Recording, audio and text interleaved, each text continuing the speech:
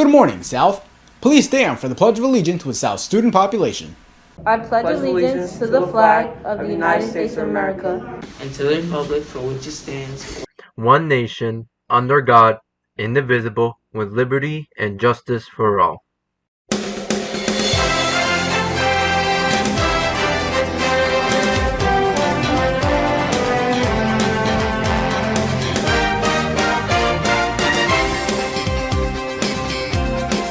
Along with the rest of the nation, the South community awaits word as to who will be president come January 20th. Good morning once again, and welcome to the Falcon Report for this Friday, the 6th of November, 2020, a day 2. I'm Aiden Andres. Valley Stream joined New Yorkers in taking to the polls in large numbers, so large in fact that we still await an official winner of the vote. As remaining states continue to count their ballots, South Social Studies classes have been keeping an eye on this unprecedented election. John Sachem joins the show with more. As the nation waits to hear the results of the 2020 election, South Social Studies classes has seized this opportunity of history in the making to provide an educational opportunity. Among the sections of South History classes, teachers assigned presentations and homework relating to this week's election. Some teachers even took the opportunity to teach the history students the inner workings of our electoral system, such as the mechanics of the Electoral College and the makeup of the Senate, as well as the House of Representatives. Some classes analyzed the trends of the current election through the use of professional news coverage and interactive charts of the states, observing the changes in the electoral votes by the minute. Mr. Franco Vizzone's AP United States history students even ran for president himself, playing the interactive election game in the White House, where the students determined their own political views and the campaign trail as a presidential nominee. Well done! You've won the primaries. And Mrs. Jill Brady's AP United States government class, this timely event served as an opportunity for students to predict the outcome of the election, gathering data for the 2016 election, 2018 midterm election, and recent polling serving in preparation for the 2020 presidential election. This presidential election has surely been a long one, and it certainly isn't over yet. For the Falcon Report, I'm John Satron. A lengthy presidential election indeed. Music videos share far more than a catchy tune. That was the hot topic in Mrs. Allison Rudin's AP English language classes, as the juniors extensively analyzed popular music productions, unveiling a bigger message. The Falcon Report's Isaiah Coombs joins us with more about the juniors' efforts. the students of Mrs. Allison Rudin's AP English language class gave a creative twist to their study on rhetoric, using their favorite music videos as an example. Students were tasked with selecting a rhetorical device as well as a music video of their choice to best display it.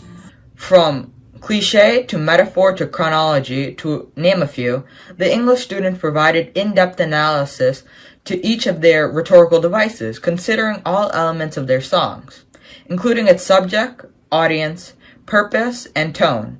After understanding their own device, the AP students compiled their information into a presentation to teach their peers about their rhetorical device.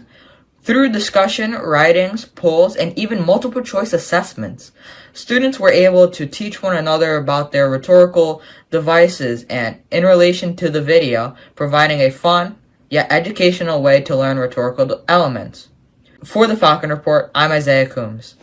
With the first marking period coming to a close, the Falcon Report has asked you, the students, what a COVID-affected school year has been like. Oliver Trzynski spoke with both hybrid and fully remote learners on their current experiences. Oliver joins us now. Thanks, Aiden. With the first marking period coming to a close, I managed to get some students' opinions on how the first marking period went.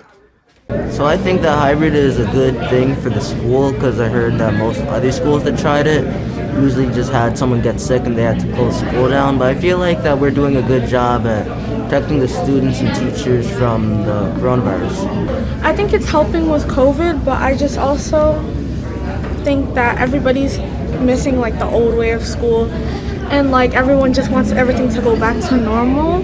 The hybrid system works fine. I think it's just the matter of like learning the situation, and when you get the hang of it, it works perfectly fine for me.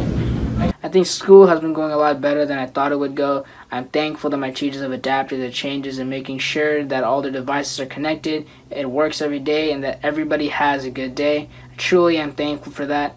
I didn't have any expectations for this year. I kind of thought online school would be different than it has turned out to be.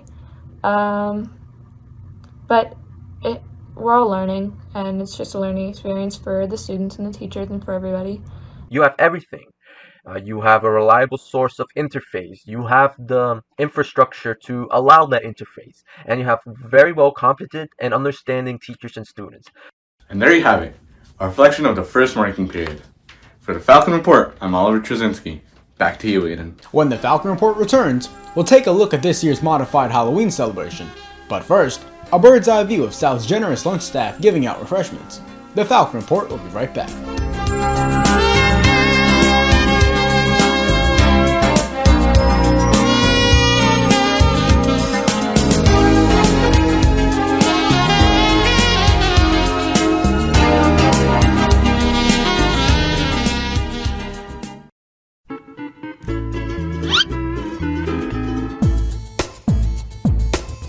Hey kid, you want some candy?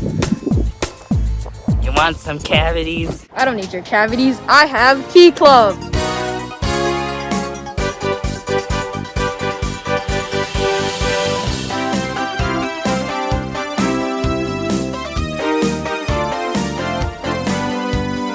Hey man, you wanna play?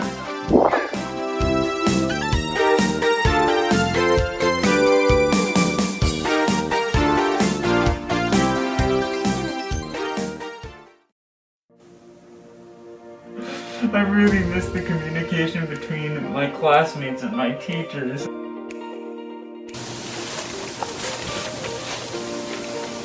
Socially distanced? This makes no sense. Social? Now it all adds up. It all makes sense now. It's the socially distanced social coming right out. Mask wearing might still be in place, but who said anything about dressing up for Halloween? South's faculty and students simply could not miss out on the opportunity to showcase their costumes to school and present glamorous decor around the neighborhood.